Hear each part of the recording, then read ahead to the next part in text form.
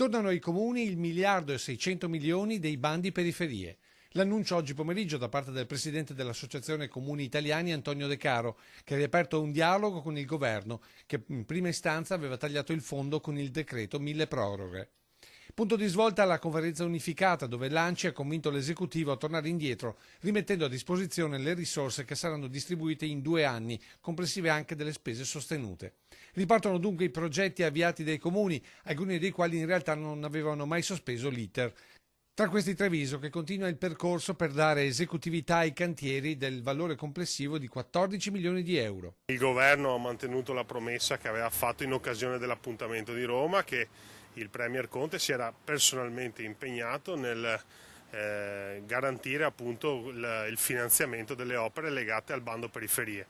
A dire il vero, Treviso non si è nemmeno mai fermata, noi abbiamo sempre presentato i progetti entro i termini che ci erano stati richiesti il 15 settembre, quindi Treviso è sempre stata regolare nelle scadenze, adesso si proseguirà. Ci sarà un piano che prevederà la sostituzione di tutta l'illuminazione pubblica in tutto il territorio comunale, ci sarà la riqualificazione del quartiere di Santa Maria del Rovere della piazza Martiri Belfiore, ci sarà la riqualificazione del centro sportivo delle Acquette, ci sarà la realizzazione di una pista ciclabile. Insomma, con lo sblocco confermato dopo gli incontri romani, Treviso si prepara a cambiare volto nei quartieri e contemporaneamente a creare, secondo le stime della CGIL, 500 nuovi posti di lavoro.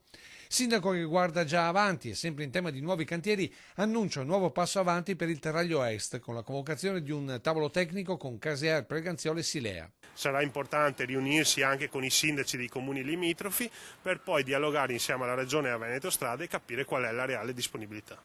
Non solo economica, ma soprattutto di impatto sui residenti lungo i 2 chilometri che mancano per collegare la strada che ora arriva al passante con la tangenziale di Treviso. Quando ci sarà la nuova cittadella sanitaria sarà ancora più necessaria, ritengo però che il progetto debba essere valutato attentamente da un punto di vista tecnico perché l'impatto per il quartiere Sant'Antonino deve essere mitigato il più possibile.